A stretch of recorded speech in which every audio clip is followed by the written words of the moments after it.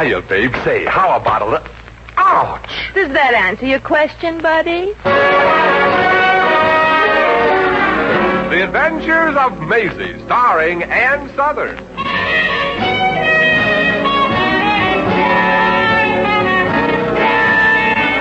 You all remember Metro-Goldwyn-Mayer's famous Maisie picture. In just a moment, you'll hear Maisie in radio, starring the same glamorous star you all went to see and loved on the screen, Ann Southern. But first, your announcer.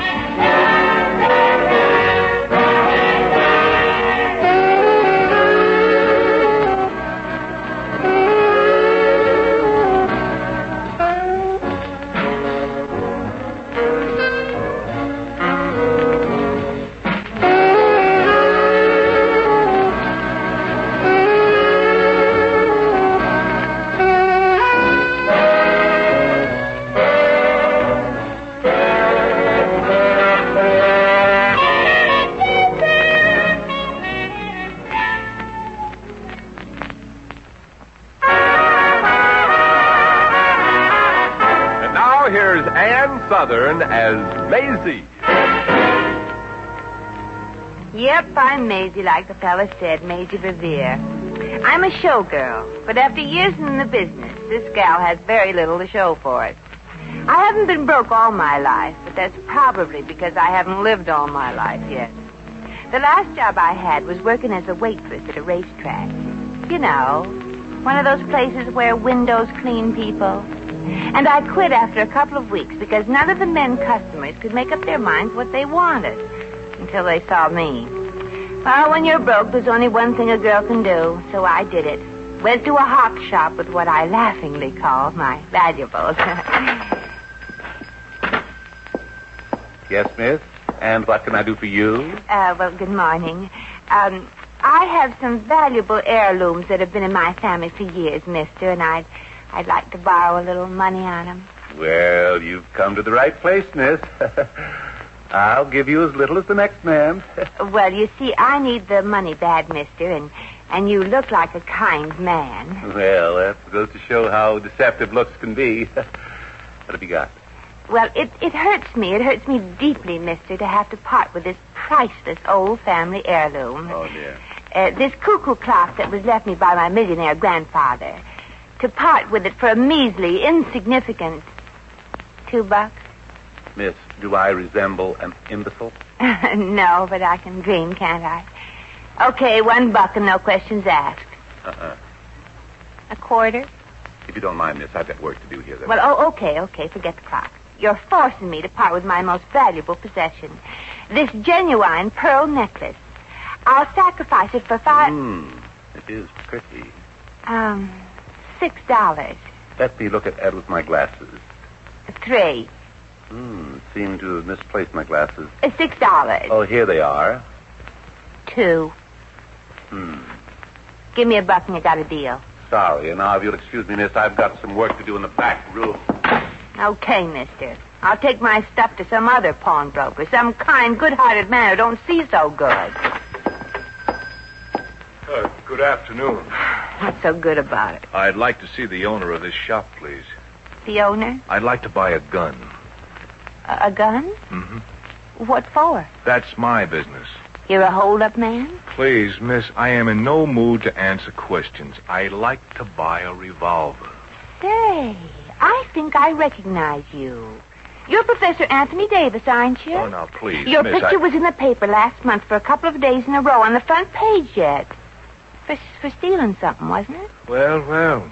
It's nice to know that we notorious criminals are not forgotten by our public so soon after our publicity dies. I remember the case because you were arrested for stealing a silly little thing like a love letter. Miss, it happens to be a very expensive letter written by Napoleon to Madame du Barry. It was worth $10,000. Wow, worth 10 G's. Sure must have been a real hot letter. Well, Professor, what do you want the gun for? To steal some more letters?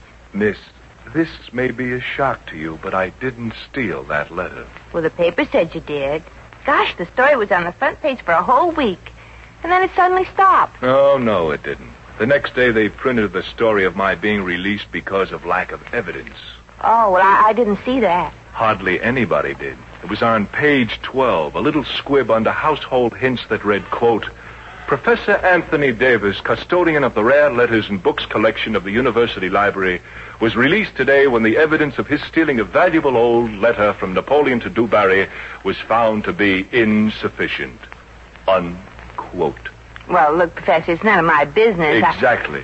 Now, if you don't mind, show me some revolvers, please. Oh, but you mustn't kill yourself. It's very unhealthy. Besides, you can't live without your life. I can't live without a job, too. Oh, you mean you were fired from your job? Yes. The president of the university was sorry, very sorry. He knew I was innocent, said he, patting me warmly on the back.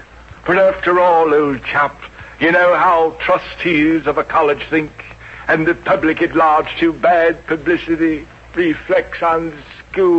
Oh, but there are other jobs in other colleges. Being a custodian of old letters, that's important work, I think. Oh, it's no use, miss. I've tried to get located someplace else, but I'm still guilty according to the headlines. And unfortunately, headlines are what people remember. And like the president says, insufficient evidence does leave a doubt of my guilt. Oh, but that's silly. All you have to do is go to the newspapers and insist they give the story of your innocence the same headline play they gave the account of your arrest. Miss, I've been to the papers. And? How much is that pistol in the showcase? No soap. Not even a bubble. Seems like guilty, I'm entitled to 3-inch headlines. Innocent, I only rate page 12. Oh, but you can't do this. If you kill yourself, people will really think you're guilty. Well, thanks for your interest, miss, but there's nothing I can do about it. Well, maybe you can't, but I can. Look, Professor, promise me you'll go home and not kill yourself until you hear from me. Well, I'm going to call on every newspaper editor in town and insist that they whitewash your name in headlines. Well, do you think you can do it? Well, I won't give up till I swing it. I come from a very stubborn family that never gives up, you know. I got an uncle that still wears an Alf Landon for President button.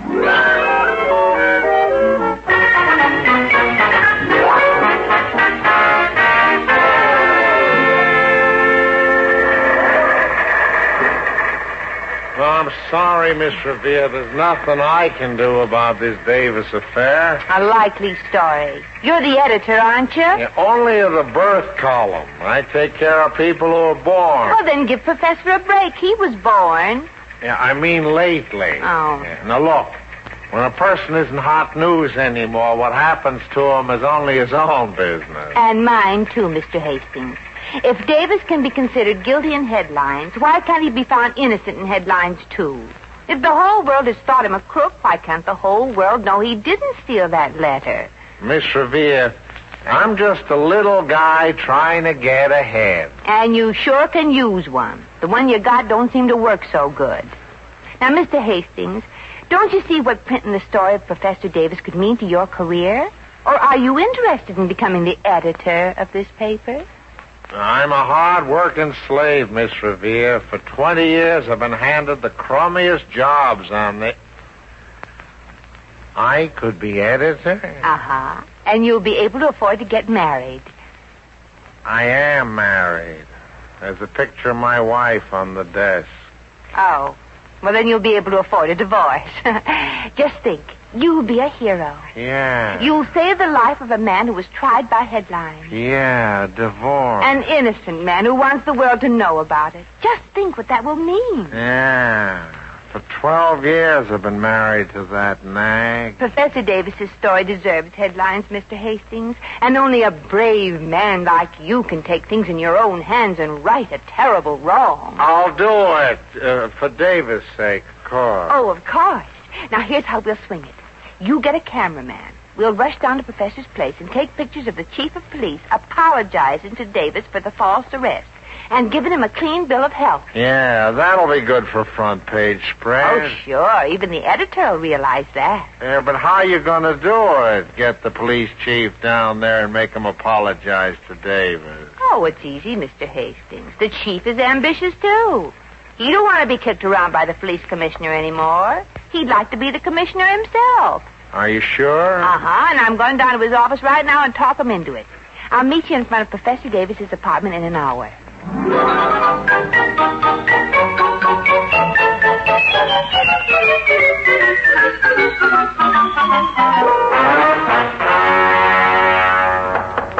Come in. Oh, any luck, Maisie? Oh, I'm sorry, sir. I was expecting a girl. Oh?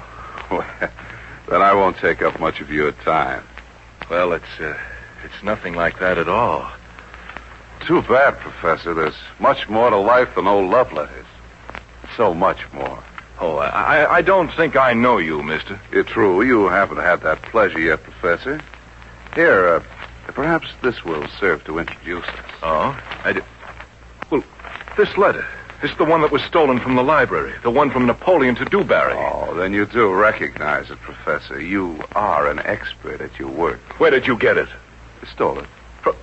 From the library? Well, don't be so amazed, Professor. I'm an expert at my work, too. What do you intend doing with that phone, Professor? Call the police, naturally. Before we've had our little business chat? Huh. Isn't that rather rude, Professor? Business chat?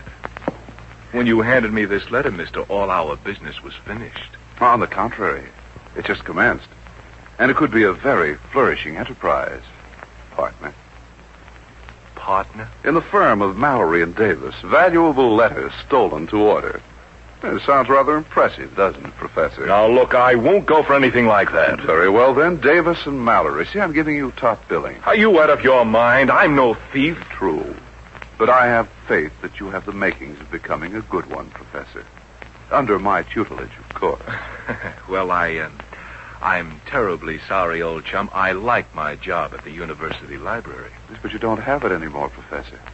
Remember? Yes, but I will again. This letter will get it back for me. Probably. But only if you explain how it happened to fall into your hands. Oh, that's simple.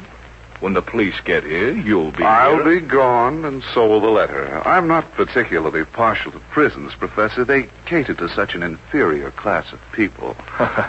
You'll be here, all right. Will I? Oh, a gun. Is it, loaded? Yes, quite. And I assure you it could be made to look like suicide, Professor. Quite easily. And, why should I want to commit suicide? A conscience, Professor. Well, I'm sorry, Mr. Mallory, but it's no deal. I'm an honest man, regardless of the bad shake I got. Do forgive me. Well, certainly, old chap. And I'll just... Professor, it's me. Are you decent? A little too decent. That's the trouble. Tell her to go away, Professor. I have an aversion to killing women. They're so useless that way. I'm from the press, Professor. We're going to give you a big break in the paper. With pictures, Professor, of the chief of police saying he's sorry on bended knee, huh, Chief? Only on one knee, Miss Revere. I'm not that sorry. Well, the cops. You'll forgive me if I run off like this, Professor. No, don't show me to the fire escape. I'll let myself out. Goodbye, Professor. Congratulations on becoming a free man again. And a poor one. Well, what kept you, Professor? Quick. Professor Davis, I wish to take this occasion to make a public apology Oh, to not you. yet, Chiefy. Down on your knees first, you remember? Out the window. Oh, it's better to pose it in here. Better light, huh, Joe? Yeah, Professor, hold that letter out, will you? But you don't understand. Oh, I think that's a great idea. We'll pretend that the letter in your hand is the one that you didn't steal. But it is. I mean, I can't explain. Say, it is the Napoleon letter, and you got to explain. Yeah, you better, Professor. Now, look, there is no time to stand around and gab. I've got the proof. So have we. This is a scoop, Chief. Caught red-handed with the evidence. Shoot it, Joe. Yeah, Professor, this time we've got you. But this is a mistake. Well, it sure is, Professor, and I'm the one that made it. Take him away, Chief. Come on, Professor. Well, looks like I may get to be commissioner yet. In the nice way. But you can't. You mustn't. That man, Maisie, you gotta do something, please. I will, Professor. I'll use my influence with the warden and have him give you a nice, low number.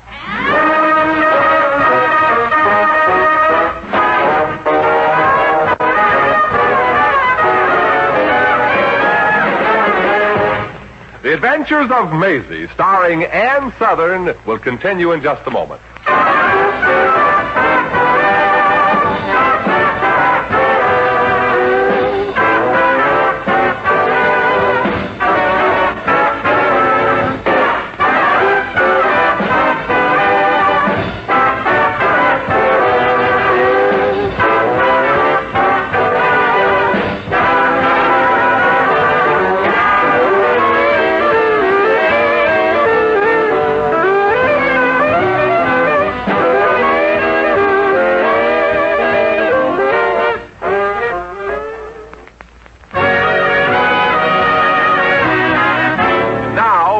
to Maisie. And that's what happened. You've got to believe me. I know it sounds impossible. You're right. You believe me? No, it sounds impossible. You're correct, Professor. And you're going to stay in this jail for a long, long time. Oh, what am I going to do? About 20 years, I'd say, huh, Chief? But I can't spend 20 years in jail. Well, all we ask is that you try, Professor. Oh, I've got to get out to find Mallory. He's the real crook. You want to know something, Chief? This yarn sounds almost fantastic enough to believe. Oh, it's ridiculous, the whole story. Oh, you don't believe me. Nobody believes me. I do, Professor. You do? Why? I've got a sixth sense. It's too bad you ain't got the other five. Well, it's worth a try anyway. Now, Professor, you say this Mallory wanted you to put the finger on valuable letters and books so he could heist the joint? Heist the joint? You swipe the swag, knock off the loot. Swipe, swag, knock. Well, what's the matter, Professor? Don't you understand English? Well, I thought I did. Let's see. Mallory is in this racket on a full-scale operation. With him in circulation, anybody with valuable old letters and first editions was vulnerable. Well, I got an idea how to trap him. If it works, you're a free man, Professor, and if it doesn't work... You might get shot. Yeah, but I got to try it anyway. Yeah, but why, Maisie? Why risk your life for a total stranger? Oh, the answer's rather obvious, Chief. I'm stupid.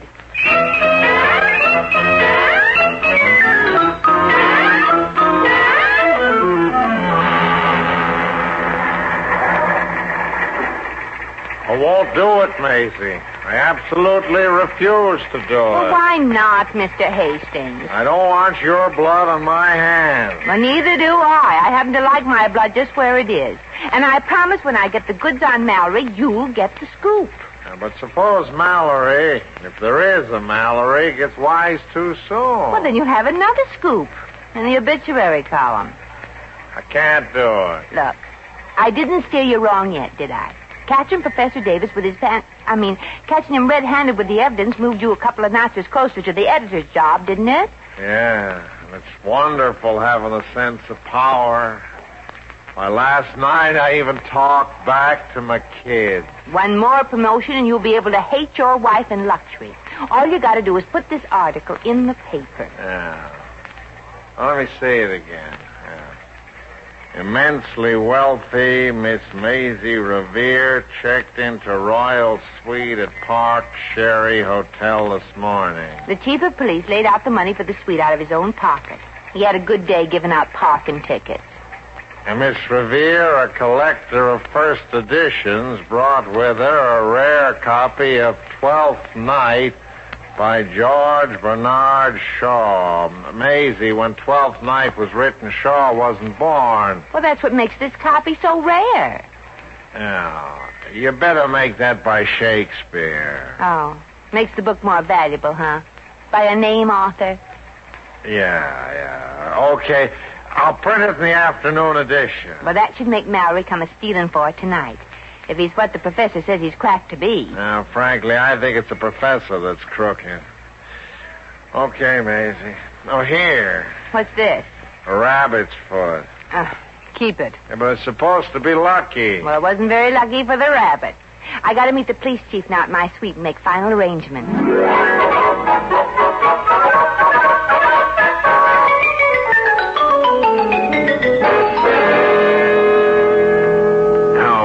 Maisie, the tape recorder's hidden here in the radio. Turn this knob when you think this Mallory is. Yeah, well, if there is a Mallory, and if he bites the bait in the paper, and if he comes looking for that copy of Shakespeare's Twelfth Night. Yeah, and if he spills the beans about the other robbery. Well, and if he don't, he can change the title from Twelfth Night to Much Ado About Nothing. Yeah.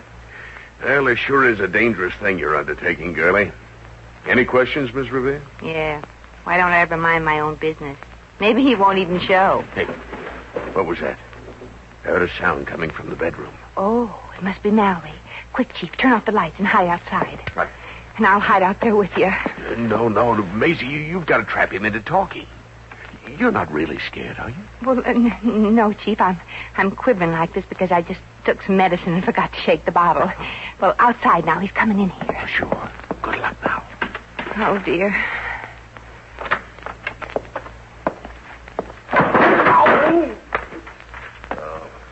Sure is dark in here. Now, where in the world would that light switch be? On the wall to your right, sir. Thanks. Who said that? Good evening, sir. Nice of you to drop in. Here, let me take your hat, gloves, and burglar kit. No, thanks. I don't think I'll be staying. You expected me? Oh, well, hardly so soon. The papers with the account of my arrival with that rare book barely got out on the street, Mr. Mallory. No. Oh, you know me? Oh, well, purely by reputation. According to what I hear, you're the cleverest purloiner of rare books and letters in the country. Oh, you're too kind, madame. And now, if you don't mind, that copy of Twelfth Night, please. I'm in a bit of a hurry. I'm double parked outside, you see. But I'm dreadfully sorry to have to put you through all this trouble, Mr. Mallory, but there is no book. Oh? But that article in the paper. Well, I had it inserted. You see, I'm rather clever myself. You'll pardon me, madame, if I seem a bit nosy, but you are Miss Revere, Maisie Revere? Alias Vera the Vamp, alias Gertie the Goner.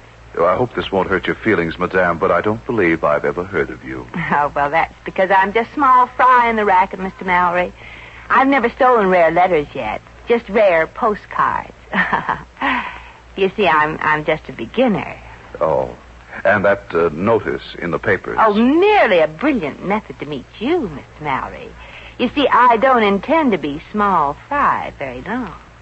You knew I'd come for that book, the book that isn't here. Mm-hmm. I'm sorry the book isn't here, but I am, Mr. Mallory. Shall we discuss business? Business? Mm-hmm. Certainly you can use an associate, Mr. Mallory. A woman who's smart enough to get to meet you, professionally. Now, I must admit that your method to get me here was a stroke of genius. You think I'm gorgeous, exciting, glamorous, and can captivate men by my sheer beauty? Yes. Oh, Mr. Mallory, you do pay the nicest compliment. Well, frankly, I never thought of working with a woman. Why, it's my turn to be surprised, sir. A woman can find out things like where valuable books and letters are from unsuspecting collectors, you know. Male collectors, of course. Well, I've had no trouble doing that myself. Oh, but I could do it better and faster. After all, Mr. Mallory, I'm prettier than you. Yes, you are. Mm-hmm. Pretty. Very, very pretty. Well, thank you. Then we're all set. What was that? What was what, partner? That sound. Oh, well, that was my heart skipping a beat, Mr. Mallory. You're quite handsome, you know. Oh, madame, you'd say so even if you didn't think it. And you'd think it even if I didn't say it. Oh, you are beautiful. Very, very. And exciting. Madame, je t'adore, je t'adore. Oh, silly boy, the door is shut. That's French. Je t'adore, ma chérie. Je l'étoile. Oh, please, Mr. Mallory, ask me that in English. I'm afraid I might be saying yes to the wrong question. Well, that's French for, can you love me a little? Can you please? Oh, Mr. Mallory, you do make up beautiful things to say. I must confess, beautiful, that I didn't make it up. I got it from Napoleon. You did? Oh, my. Mr. Mallory, you must be older than you look. Darling, I mean that Napoleon said that to Madame Dewberry, and now... how about that kiss? How do you know? I read it in the letter. And now, Oh, you opened your letters, huh? Well, that is nice, Mr. Mallory. Dewberry wouldn't like that. Madame Dewberry isn't living. And now, please, with Napoleon in love with her? Well, I'd call that living. Look, they're both dead. Those words I read in the letter. Now, for goodness sakes, I'm a patient man, but this is... Oh, the kiss. Well, it's certainly handsome. At last. After you tell me more stuff in French. I love to be made love to in that language. It's so romantic. I don't have the letter anymore. Professor Davis has it. Now the He kiss. stole it from you? Why, he should be arrested. He didn't steal it. I stole it, but the police blamed it on him. Oh, you're so very clever, Mr. Mallory. Very clever. Yeah, clever, sure. Now, the kiss. Am I going to get it? You sure are, Mallory. Well, you did it, Maisie. Hold your arms out, please, Mallory. What for? Well, he don't want to dance with you, Mallory. Yeah, no dancing. Exactly. For you, the jig is up. Oh, this was a bit of a double cross, huh? Uh-huh. No hard feelings, Mr. Mallory? Hardly. You see, you have no proof. Silly boy. Yeah. You see that little machine? In there is a recording of everything you said. Oh, foolish me. And from now on, mister, your career is going to change a bit. You're going to switch from letters to numbers.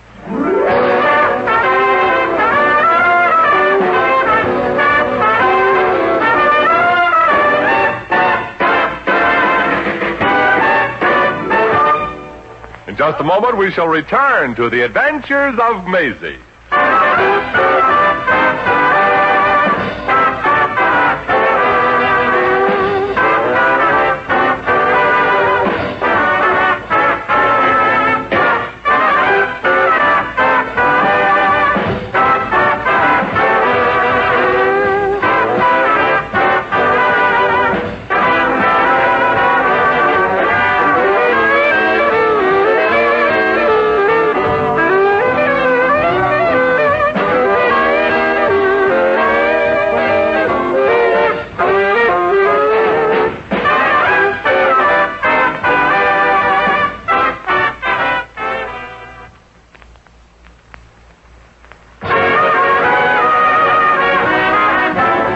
Once again, here's Maisie.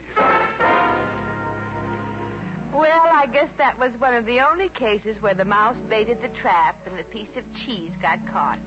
By the time Mr. Mallory gets out of jail, he'll be older than Jack Benny says he isn't. Professor Davis was clear. The newspapers really went all out on his story, and he got his job back.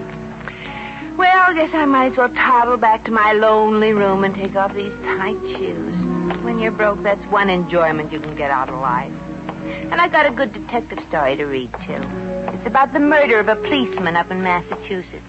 It's got a cute title, too. It's called The Cape Cod Copper Killer Caper. Some title.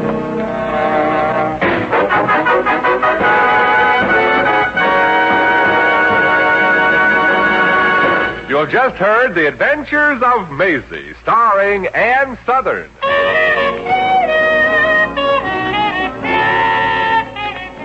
Maisie was written by Arthur Phillips. Original music was composed and conducted by Harry Zimmerman. Supporting cast included Peter Leeds, Hy Averback, Will Wright, Hans Conried, and Frank Nelson. Jack McCoy speaking.